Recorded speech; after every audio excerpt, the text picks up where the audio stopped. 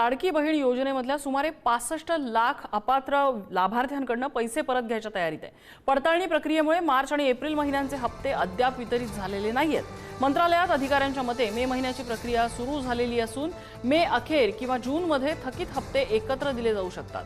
65 लाख लाभार्थी अपात्र ठरल्यामुळे आता त्यांच्याकडून किमान शक्य असलेल्या ठिकाणांहून रक्कम वसूल करण्याचं सरकारचं उद्दिष्ट आहे। या मोठ्या तपास मोहिमेनंतर पात्र महिलांनाच लाभ मिळावा यासाठी सरकारने कठोर महिलांच्या पाकिटात हात घालत असाल तर हा गुन्हा आहे। लाडकी बहीणचे पैसे परत घेण्याच्या निर्णयावर संजय राऊतांनी ही प्रतिक्रिया दिली आहे। जर कोणी बनावट कागदपत्र भ्रष्ट मार्गाने सरकारच्या तिजोरीमध्ये हात घातला असेल आणि त्यांच्या खिशात किंवा त्यांच्या पर्समध्ये पैसे गेले असतील तर तो गुन्हा आहे।